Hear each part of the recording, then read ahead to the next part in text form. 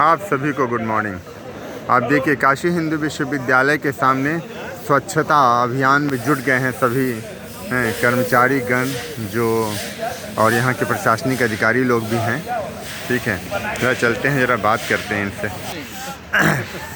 Sir कुछ बताइए इस अभियान को लेकर जो है। बताएं? हाँ सर, क्या बताएं? आज देखिए काशी हिंदू विश्वविद्यालय ने जो हमारा मुख्य मंदिर है यहाँ पर एक स्वच्छता अभियान छेड़ा है।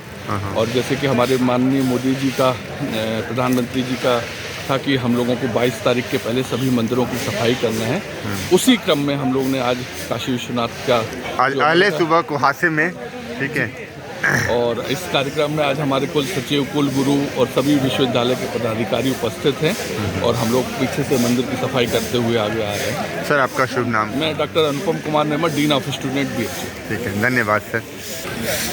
आप देख सकते हैं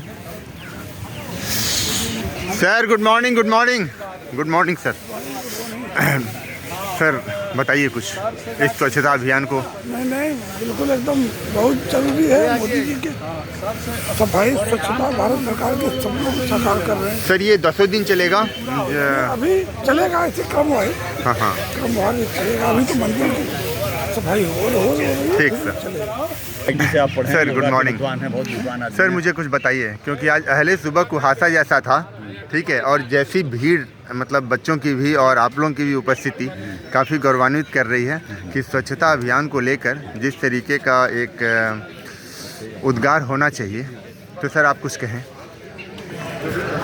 देखिए, हमने अभी बताया कि ये हमको 2014 की याद दिलाता है। हाँ, जब लाल किले से हमारे जो स्वतंत्र भारत के पहले प्रधानमंत्री जो स्वतंत्र भारत में पैदा हुए, उन्होंने लाल किले से कहा था कि स्वच्छता अभियान चलाएंगे, देश को स्वच्छ बनाएंगे। तो उस समय उनका कितना उपहास उड़ाया गया था, देश विदेश सब ने किया था। लेकिन आज उसका परिणाम देखिए कि पूरा देश स्वच्छ हो गया है। तो इस स्वच्छता अभियान का मैसेज ये देना है कि हमारे जो युवा साथी हैं उनको ये महसूस हो कि ये हमारे रूटीन लाइफ में एक ये होना चाहिए कि हम स्वच्छता पे ध्यान दें। और इसकी शुरुआत देखें तो अभी हमारे माननीय प्रधानमंत्री जी ने 2 दिन पहले नासिक के एक मंदिर से किया था कि मंदिरों की सफाई होनी चाहिए, क्योंकि जैसा आप जानते हैं कि 22 जनवरी को हम रामलला आ रहे हैं, उनकी प्राण प्रतिष्ठा हो रही है। तो उन्होंने मंदिर की बात की, लेकिन उसका मतलब सिर्फ ये मंदिर ही नहीं था, ये था पूरा देश स्वच्छ होना चाहिए जहाँ भी आपको मौका मिले। और हम इस तरह के श्रमदान जो हैं साप्ताहिक या सप्ताह में 2 बार जैसे भी कर सकते हैं करें।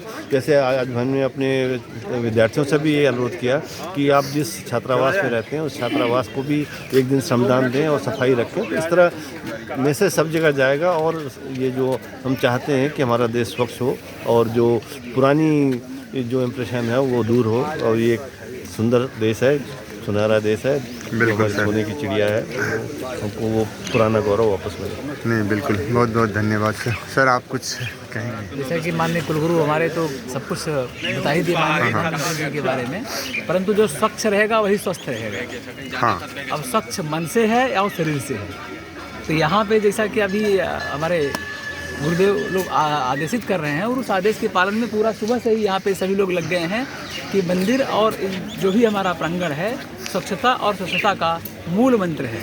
और यही हमारे काशी हिंदू विश्वविद्यालय की गौरव रही है कि हमारी जन हित में काम हो और स्वस्थ हित में काम हो। तो हमारा तुम लोग का उद्देश्य है कि वैद्य हैं तो वैद्य और चिकित्सक दोनों मिल करके स्वच्छ समाज। आप जानिए कि ये सर वैद्य हैं और सर चिकित्सक के रूप में कार्यरत हैं।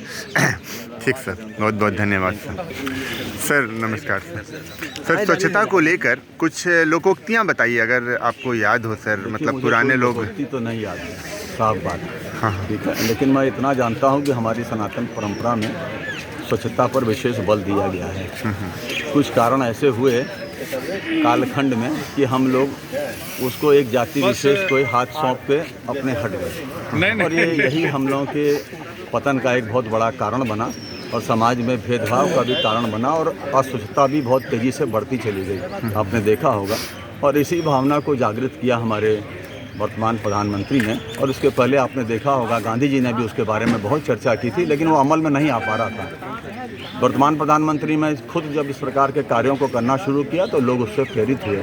हम लोग भी विश्वविद्यालय में ये मान के चलते हैं कि विश्वविद्यालय को स्वच्छ रखना है, और आज आप देख रहे हैं कि स्वच्छता एक बहुत बड़ा पैमाना है, स्वास्थ्य की दृष्टि से भी है और शहर की गुणवत्ता की दृष्टि से, शहर की कैटेगरी जो है, श्रेणी जो दी जाती है उसकी दृष्टि से भी है। जैसे इंदौर जो है वो सबसे स्वच्छ शहर माना गया है। इस बार इंदौर को सूरत के साथ जो है ना, देखिए जो सूरत जिसमें एक समय प्लेग फैला था, उस समय का भी सूरत हमने देखा था और आज का सूरत भी हम जाके देखते हैं, दोनों में बहुत अंतर आया। तो अंतर कैसे आया? लोगों में जब जागरूकता बढ़ी, जब जागरूकता बढ़ती है तो निश्चित रूप से कार्य होता है। ये काशी हिंदू विश्वविद्यालय एकदम स्वच्छ रह सकता है यदि इस विश्वविद्यालय के समस्त जो सदस्य हैं, कर्मचारी से लेकर छात्र से लेकर अधिकारी से लेकर के इस कार्य पे जुटे।